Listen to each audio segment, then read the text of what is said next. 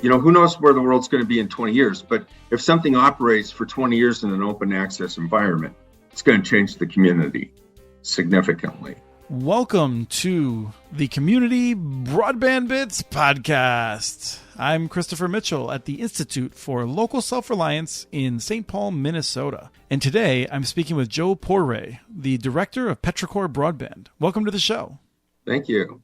It's wonderful to have you. I feel like I've long wanted to delve into the world of Washington ports, which seems like an ecosystem all to itself. A lot of interesting investments, a lot of great partnerships between the public and private sector. But let's just start off quickly with your background. You've been in the game a long time. Tell me, how did you get into broadband, and just maybe fast forward then to how you got to where you are now. My start was in 1980 building cable television systems.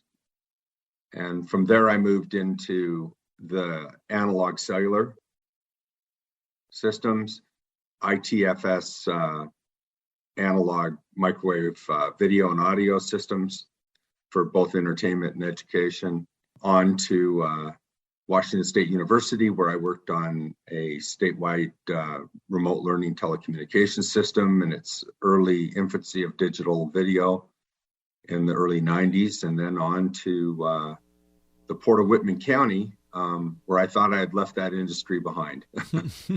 Well, and that's, I feel like a port is an interesting political jurisdiction or political entity in the United States. Just for people who aren't that familiar, what does a port do?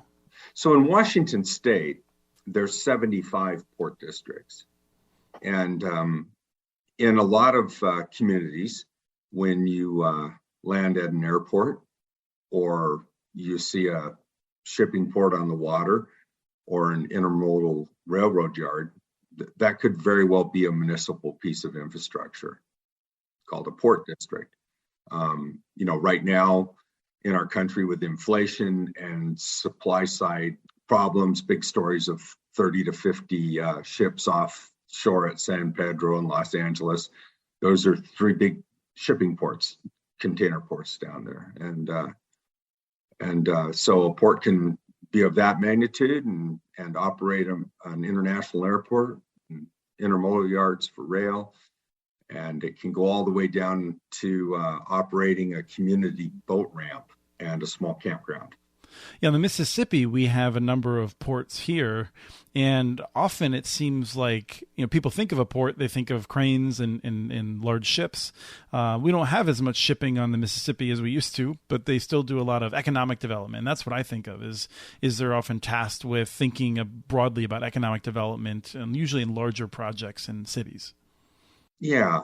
So our legacy, we're 435 miles up the Columbia Snake River system from the mouth of the Pacific. Mm-hmm. And we ship primarily agricultural products down the river system. The efficiencies and the cost effectiveness of barging commodities on a river system, such as the Mississippi or the Snake Columbia system, is where our start was in 1958 for our particular port, a younger port. And then in 1997, I started at the port in 96. In 1997, dial-up internet became something that was going to reach every community. And in Whitman County, where the Port of Whitman County is located, the county is larger than the state of Rhode Island. And the way it got broken up from the deregulation of long distance and local loop calling from Ma Bell, we wound up with a LATA boundary running through our county, effectively making the community, the land-grant college community of Pullman with Washington State University, effectively making that be in Idaho. Mm-hmm. And 5 different telephone companies in Whitman County with a 32 to 35 cent a minute long distance charge to call to where the internet service providers had modem banks. And we could just see right away that the unintended consequences of how the monopoly phone company got broke up, and the tariffs and fee filing charges for voice telephone were not going to work for internet. Because you might be looking at over 1 hour, you might rack up $20 or $30 in long distance charges. But if I'm making a local call, I'm probably paying $20 a month, just total cost. And so that long distance charge really changes the cost structure of whether you can use the internet at that time. Yeah. Matter of fact, yeah, that was right when, the Sprint commercials were coming on nationally, and you could lower your long distance calls down to 9 cents. Mm-hmm. And here a call between two towns 10 miles apart is 35 cents a minute. And you're on a modem that's running at 18 kilobits. So you're going to spend $2 before the thing latches on. But we have a land grant college in the community, and a lot of technology transfer that has stayed in the area. So the university had the internet, and the university had capacity, and people were exposed to it, and business was getting exposed to it. And the Port District, working in economic development, saw that we've got to change this game quickly. And so we started in 1998, based out of the Port of Whitman County, asked for a legislative change to be able to build telecommunications infrastructure. Did not pass that session, and it passed the next session. In the year 2000, we started building fiber optic cable, bridging these unintended consequences of a deregulated market. Was this sort of like they brought you in 1996, the writings on the wall with the Telecommunications Act? I mean, I have to assume there's a reason they brought in a person who has a whole lot of background in telecom, recognizing that would be a need. Or were you there for different purposes and you just got pulled back into your old life? We had sold our businesses. I'd spent 3 years working at Washington State University, and took a job in 1996 to do some part-time construction management work. Okay. I thought I left the industry completely behind. At the time, my daughter was 16 years old, and it was really approaching what I thought was going to be the first time in my life that I would be home for dinner every night. And the office was going to be 15 miles from my home.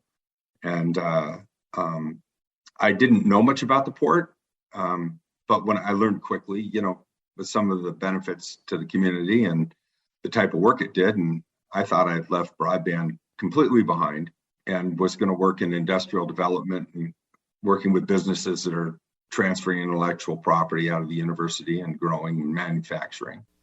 Well, in some ways, I think if you want to take a strict definition, you did leave broadband behind, right? Because the port only deals in dark fiber. And so in a way, or am I wrong? Do you also provide lit services? No, we do not. And our model statewide does not provide any lit services, and we can get into that. So yeah, what I did is I married capitalization of private sector companies and the money we needed to raise, the infrastructure we needed to build to make a profit quickly for investors, together with what a port does, which takes a long-term infrastructure-based approach for its community. So we knew that we were going to take a longer return on investment and build much needed infrastructure. But as Paul Volcker at the time, from the Fed, right, as he was leaving and Greenspan was coming in about that time, I believe, he said, you've got to know when to pull the punch bowl. And, it just can't become a party on the public purse. And the port commissioners were very astute about that. And we married together what we knew was a safe investment in the long-term infrastructure that empowered local companies not to have to capitalize that. They could spend their money on staffing, electronics, diversifying their business portfolio, differentiating themselves and growing. And, today we have 23 companies riding on our fiber, all providing different services. It's a vision that seems to have worked out well. Yeah, it was working really well. And then the pandemic came. Now it's in hyperdrive. Right. So, you referenced the job where you would be home for dinners. I'm guessing that did not quite pan out for a lot of those years. It's never panned out. My daughter now lives in Boston, and at 6 a.m, when I get in the car to go to work, it's 9 a.m. there. We have a talk. Nice. Um, well, one of the things I'm interested in is how you went from focused on the port of Whitman County, in which I believe you were already working well beyond the boundaries of Whitman County, but then you decide to form Petrichor Broadband. How did that come about? The legislative authority for a port district works within or outside your district for the benefit of your district. Hence, shipping things down a waterway, operating short line railroads, operating an airport. Most intermodal transportation, it doesn't stop at a county line. So we built infrastructure at the Port of Whitman, just leading up to forming Petrichor and a lot of other ports in the state jumping in. We built fiber optic infrastructure a little over 400 miles in 2 states, 6 counties, and 30 some cities, up to Spokane, Washington, where we have space in 2 different floors of building. This basically the Meet Me Hotel for all the broadband providers. And we just make our rural areas transparent to an urban area, easy to do business in. And when the companies don't have that capitalization, they'll come. And then you said 2 states, one of those being working with ports in Idaho that are also on that same Snake and Columbia River. Yes, we reach in along the Snake River, and then 40 miles up from the river, we reach over from Washington State University to the University of Idaho. They're 10 miles apart. So you've built in excess of 400 miles of fiber. Now, how far does an ISP often have to take the handoff from you? So, you might build into a town. I think Garfield is one of the towns you've built into that I had seen. Do you build close to every home or in premise, or do you kind of hand it off to the ISP and they build a significant amount of fiber in the town themselves? How does that handoff work? Our model has always built to a demarc on the premise, be it a commercial building or a home. And then there's a little box on the outside of the home where there's a demarc where the port takes care of the fiber from that demarcation back to the A location. And then the company that's leasing the fiber from the port will plug in on the other side of that demarc, run their electronics at the home, service their customer. Oftentimes, the people that are buying the end service don't know that it's a municipal system or that this company is leasing fiber. Mm-hmm. And we like it that way. We're not out there to muddy the communication between an end customer that's been picked up by an ISP or a broadband service provider on a success-based business transaction, to be in the middle of all that. We just simply deal with the carriers and they deal with their customers. In Garfield and 6 other communities and growing, 3 communities coming online in the next month or 2 over on the west side of the state, we do fiber to the premise and we fiber every home. And that's just remarkable, because there's a lot of places where I think they want to do that, but they haven't figured out how to make the numbers work, particularly among more rural areas, because the costs of connecting each home, are presumed to be so great, in excess of $3,000-$4,000. In some cases, maybe even a significant amount more than that. And then for you to be able to recover those costs just with some of the fees that the ISPs pay you, that's remarkable. Well, on paper, when we plan things out, it can be a 10 to 12 year return on investment. Usually winds up being a 7 to 9 year return on investment. Right now, there's stresses on materials. Our major vendors on fiber aren't even taking quotes right now. Mm-hmm. Previously to that position, they were stating 50 weeks. So we need some things to break there. When you do a municipal system like this, the capitalization, of course, is the challenge. One of the instruments that we have used successfully is an irrevocable right of use, where with the incumbent licensed exchange carrier in the community, they'll do the design to our specifications for open access, and they'll construct it we'll approve the construction once finished, and then it'll operate for 20 years as an open access model. And there's economies of scale in doing collaborations like that are lowering the cost down. Matter of fact, communities that we did a year and a half ago, the cost with 20 years of maintenance built in was $800 a pass. Wow. Okay. Yeah. And $2,000 to $3,000 could be real realistic today. Who knows where the world's going to be in 20 years, but if something operates for 20 years in an open access environment, it's going to change the community significantly. And right now in the communities where we're operating like that, we have 3 to 4 companies offering gig service for under $75 a month, competing with each other. Well, and I think one of the other benefits you've had is that Washington has had a pretty good program for grants to subsidize some of the high-cost areas. I think you've been a recipient of, I think they're called the CURB grants, the CERB. Is that right? Yeah. Department of Commerce at Washington State started in 1998 with some broadband money through the Community Economic Revitalization Board. That's CURB. Today, we have the Public Works Board working in broadband money, and the State Broadband Office that just started 2 years ago. So we have 3 pots of money at the state level. It's all NTIA money handed down federally to the state with the same rules. And we were very pleased to see in the rulemaking on the federal level and the state level where the money has to go to a public and it has to be open access. We're fascinated to see what states do with this because, the way you just stated it with, I think is... I think states have some leeway. They're encouraged to hand it to the public, and I think they're encouraged for it to be open access, but I don't think it's required. And so I'm curious to see which states really do that. And I think, states where you have approaches like yours, where it's worked so well, are probably going to do a lot more of it, I think.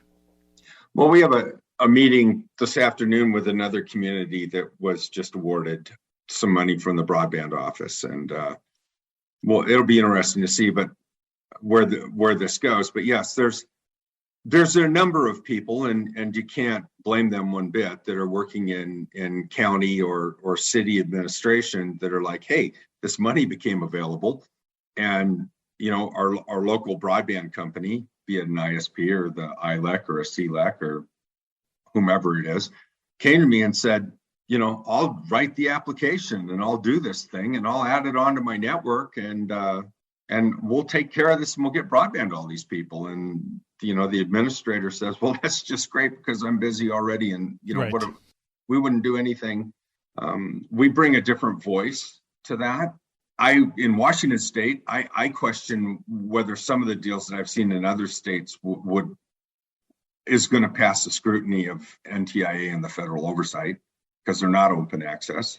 I also question the simplifying it down to that level from a municipal perspective. You're going to have 20 years of audits.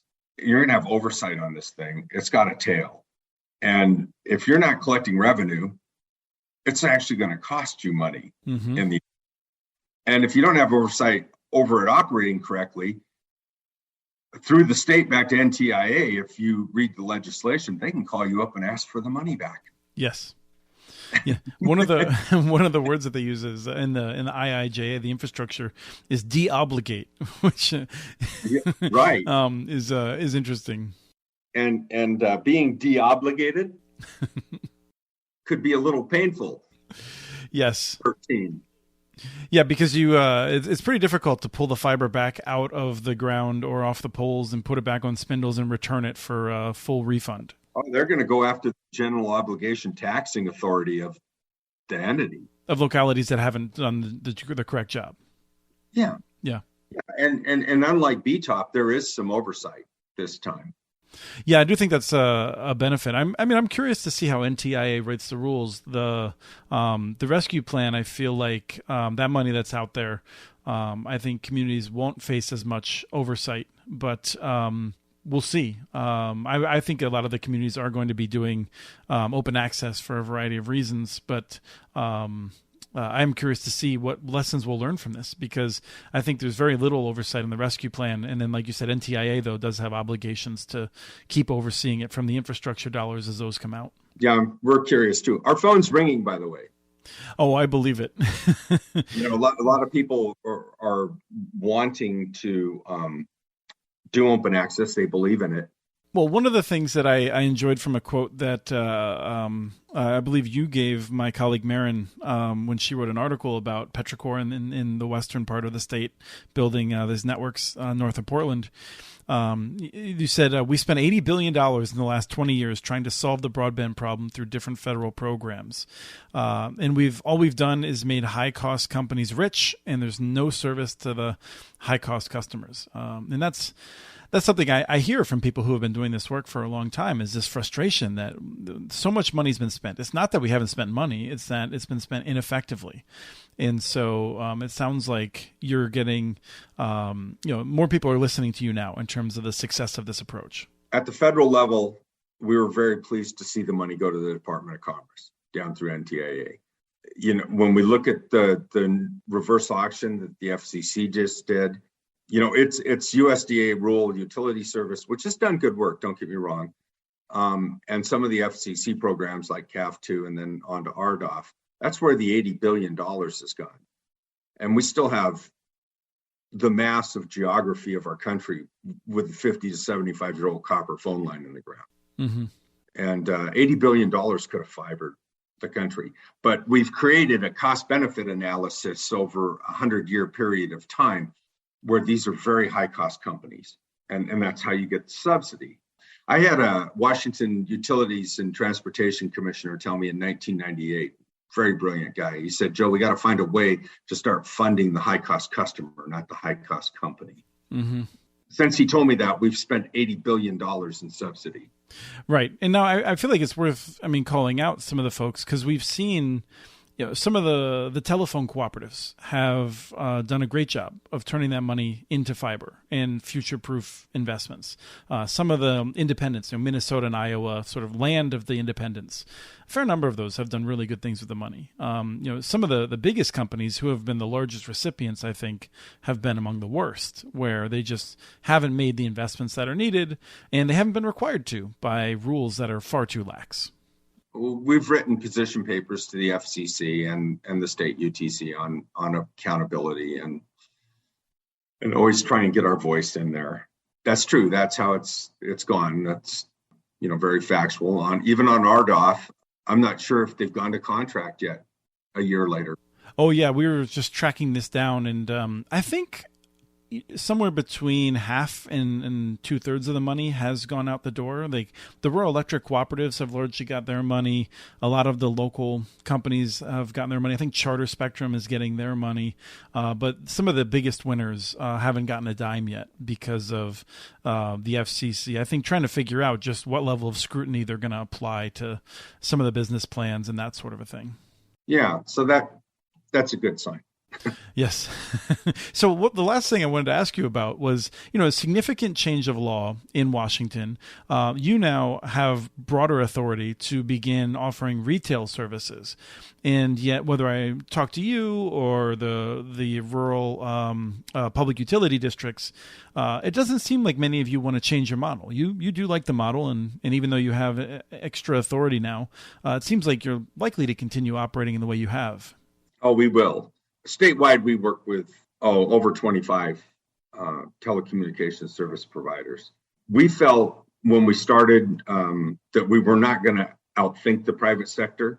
We were not going to out-innovate the private sector. We were going to stick to building expensive capitalization infrastructure that's long-term use and leave the technology and the running a business to the experts that compete. And we also knew that a non-discriminatory open access system where everyone could compete would provide the best quality services and pricing to our constituents. And 20 years later, that's proved out tenfold. And so I just cannot imagine a case study where we would purchase the electronics, staff up, and start competing with these companies that have built their business models around this infrastructure. Everywhere we go, at least 3 or 4 good companies rush in to compete, even in little tiny markets with 80 homes. I assume that many of those operate blanket across your system.